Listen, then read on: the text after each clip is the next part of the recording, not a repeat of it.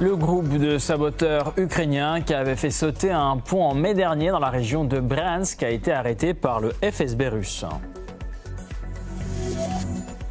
Une dizaine de pays auraient accepté d'envoyer leurs troupes en Ukraine alors que l'Europe réfléchit aux garanties de sécurité. Moscou prévient que rien ne sera possible sans tenir compte de ses intérêts.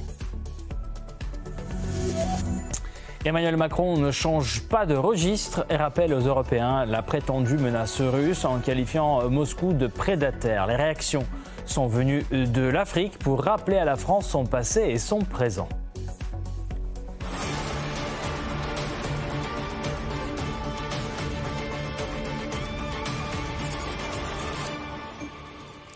Bonsoir à toutes et à tous et bienvenue dans cette nouvelle demi-heure d'information sur RT en français depuis Moscou. Le FSB russe annonce avoir arrêté le groupe de saboteurs ukrainiens responsable de la destruction d'un pont routier dans la région de Bryansk. Selon les services spéciaux russes, des combattants ukrainiens préparaient des attentats contre d'importantes infrastructures de transport russes, ce qui a conduit à l'ouverture d'une enquête pénale pour préparation d'un acte de sabotage. Les saboteurs ukrainiens arrêtés ont reconnu leur responsabilité dans les attentats déjà perpétrés contre des infrastructures civiles, notamment un pont routier et des voies ferrées. Au cours des opérations de combat, 3 saboteurs ont été neutralisés et 3 autres arrêtés. 6 fusils d'assaut automatiques de fabrication américaine avec des silencieux, 16 kilos d'explosifs plastiques de fabrication tchèque et des détonateurs, un grand nombre de grenades et de cartouches de production de l'OTAN, ainsi qu'une station de radio pour maintenir la communication avec la direction générale du renseignement du ministère ukrainien de la Défense, ont été saisis sur le lieu de l'affrontement. Selon le FSB, le groupe de reconnaissance et de sabotage était supervisé et entraîné par des agents des services secrets occidentaux en Ukraine, ainsi qu'en Lituanie, en Estonie et en Norvège. Les personnes arrêtées ont fait des déclarations au sujet de leurs activités de sabotage et de terrorisme et ont également signalé l'implication directe de l'Occident. Par ailleurs, l'un des saboteurs a avoué que son groupe avait fait sauter la voie ferrée dans la région de Belgorod en septembre 2024. Avant d'être envoyés sur le territoire de la Russie, nous avons été formés dans des camps spéciaux où les instructeurs étaient des citoyens du Royaume-Uni, du Canada et d'autres pays occidentaux. En septembre 2024, mon groupe de reconnaissance et de sabotage a effectué une explosion sur le tronçon de voie ferrée Volnovaha-Novy Oskol dans la région de Belgorod. La mission du groupe était d'effectuer des reconnaissances de sites importants et de mener des actes de sabotage sur des voies ferrées et des ponts. Pour ce faire, nous avions des armes à feu spéciales, des explosifs et des moyens de destruction. Le groupe a été repéré dans une forêt de la région de Bryansk. À la suite d'un affrontement, 2 autres membres du groupe et moi-même, nous nous sommes rendus, tandis que les autres ont été éliminés. Rappelons que la nuit du 31 mai au 1er juin de cette année, à la suite d'un attentat dans la région de Bryansk, un pont routier s'est effondré sur un train de voyageurs. 7 personnes ont été tuées et 69 autres blessées. En septembre 2024, 11 wagons et une locomotive d'un train de marchandises ont déraillé dans la région de Belgorod. L'Europe a besoin de garanties pour sa propre sécurité en Ukraine. Alors que le monde se prépare à voir la résolution de la crise ukrainienne, une dizaine de pays sont prêts à faire valoir leurs revendications dans le cadre d'un futur accord de paix. L'Europe redouble d'efforts pour obtenir le maximum de l'Ukraine dans le contexte des récentes avancées diplomatiques visant à résoudre la crise. Trump a confirmé que certains dirigeants européens souhaitaient déployer des troupes dans l'Ukraine d'après-guerre.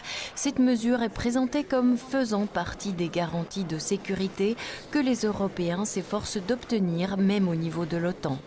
Les chefs militaires des pays de l'OTAN se concentreront sur l'Ukraine et la voie à suivre lors de leur réunion en vidéoconférence de mercredi, une primeur rapportée par Reuters. Bien sûr, cela ne signifie pas envoyer des soldats au front pour contenir l'ennemi imaginaire de toute l'Europe qu'est la Russie. Comme l'ont déclaré Londres et Paris, ces troupes seront stationnées dans les grandes villes loin de la frontière. Elles ne se contenteront pas d'irriter par leur présence, mais garantiront directement la sécurité de l'Ukraine et de l'Union européenne. Une dizaine de pays au total pourraient être prêts à envoyer leurs forces expéditionnaires. Selon des personnes informées de la situation, une réunion de responsables européens, qui s'est tenue mardi, a porté sur un plan visant à envoyer des troupes britanniques et françaises en Ukraine dans le cadre d'un accord de paix, ainsi que sur les effectifs et le positionnement du personnel militaire. Sous couvert d'anonymat, ces sources ont déclaré qu'environ 10 pays seraient prêts à déployer des forces dans ce pays ravagé par la guerre. Au sujet des garanties de sécurité pour l'Ukraine, le ministre russe des Affaires étrangères a rappelé que cette question avait déjà été convenue lors des négociations de 2022. À l'époque, la partie ukrainienne avait déjà accepté un accord de paix contenant ces garanties proposées par les 5 membres permanents du Conseil de sécurité de l'ONU et d'autres pays intéressés. Cependant, comme le souligne Moscou, il est désormais inutile de discuter de garanties de sécurité sans tenir compte des intérêts russes. Nous ne pouvons pas accepter que les questions de sécurité, notamment de sécurité collective, soient désormais résolues sans la Fédération de Russie. Cela ne fonctionnera pas comme ça. Nous avons déjà expliqué à plusieurs reprises que la Russie n'outrepassait pas ses intérêts. Nous défendrons nos intérêts légitimes avec netteté et fermeté. Je suis sûr que l'Occident, surtout les États-Unis, comprennent bien que discuter sérieusement des questions de sécurité sans la Fédération de Russie est une utopie. C'est une voie qui ne mène nulle part.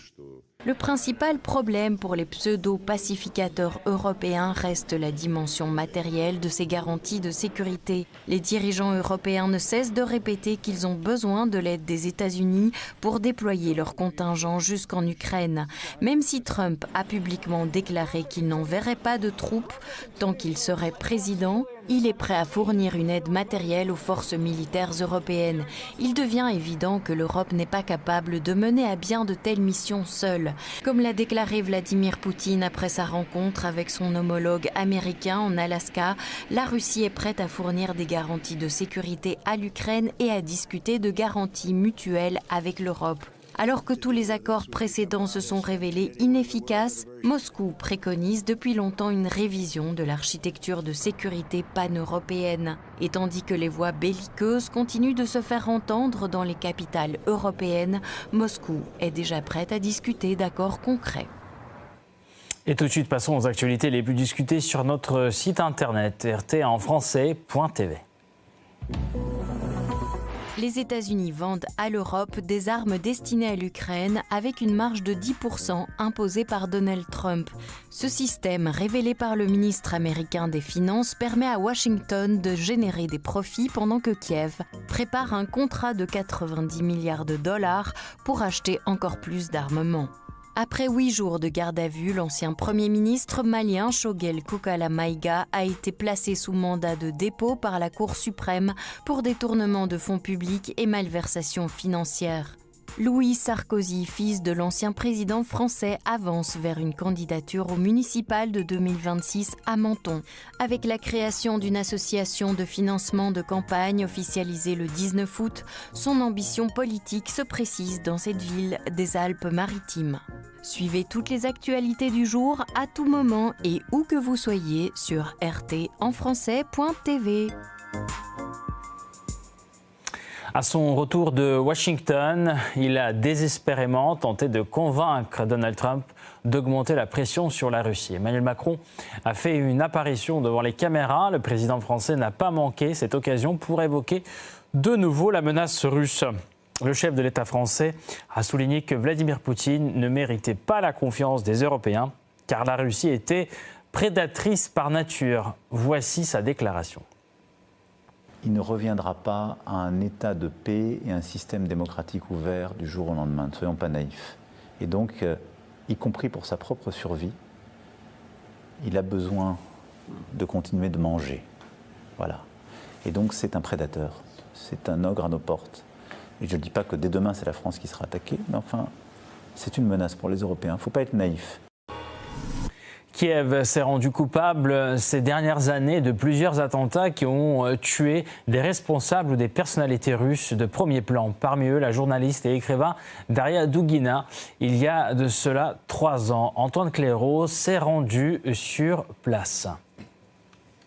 Voilà maintenant 3 ans, 3 années que la journaliste et écrivaine Daria Dugina, fille du philosophe Alexandre Douguine, a trouvé la mort dans un attentat à la voiture piégée. C'était ici même, en banlieue de Moscou. Dans la nuit du 20 au 21 août 2022, des inconnus ont placé un engin explosif sous la voiture de Daria Dugina. Elle a succombé à l'explosion de son véhicule. Daria rentrait chez elle après s'être rendue à la fête des traditions, où elle avait retrouvé son père, que la presse occidentale qualifie de principal idéologue du Kremlin. Tous deux défendaient la tenue de l'opération militaire spéciale en Ukraine.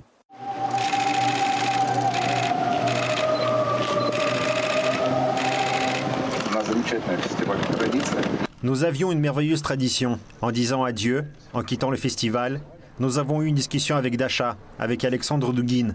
Ou plutôt, avec Alexandre, Dasha nous écoutait. Nous envisagions d'aller au front. Où? Dans quelles unités? Dasha m'a supplié. « Constantine, laissez-moi y aller avec vous. » J'ai répondu, « Nous ne prenons pas les filles au front. » Et c'est le front qui est venu ici. Dasha est devenue un symbole de sa génération. Et pour les générations plus âgées, elle représente aussi un défi. Nous devons tous essayer d'être à la hauteur du niveau élevé que Dasha a établi et proposer à tout le monde. Merci à ses parents pour ce qu'ils ont fait.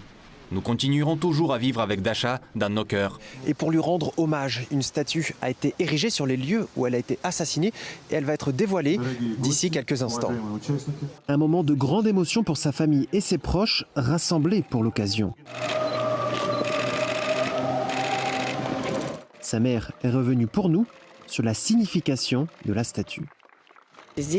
Nous voyons ici un certain élément de tournant, et un tournant est en quelque sorte une renaissance, un départ de l'ancien, un passage à un nouvel état. Il y a aussi un livre qui est notre arme. Le livre, c'est le logo et le mot. Le mot sera une nouvelle arme. Il s'agit d'une nouvelle approche, de nouvelles générations et de nouvelles frontières. En plus, sa main est sur son cœur. C'est là que s'accomplit la grande œuvre. Quant aux suites judiciaires de cette affaire, tout pointe évidemment vers l'Ukraine. Les coupables n'ont pas encore été interpellés, mais les autorités russes y travaillent et n'oublieront pas. Le crime contre Dugina est imprescriptible. Les coupables seront poursuivis et subiront inévitablement un châtiment. Au final, une cérémonie emplie d'émotions, mais aussi de patriotisme et de foi en l'avenir. Nul doute que les valeurs prônées par Daria Dugina et qui ont été louées par ses proches aujourd'hui, continueront à être célébrées. Et cette statue, ici présente, sera là pour y veiller. Et c'est la fin de cette édition. N'hésitez pas à nous retrouver sur les réseaux sociaux, tout l'univers numérique de RT en français. Merci de nous avoir suivis. Prochain point sur l'actualité dans 30 minutes.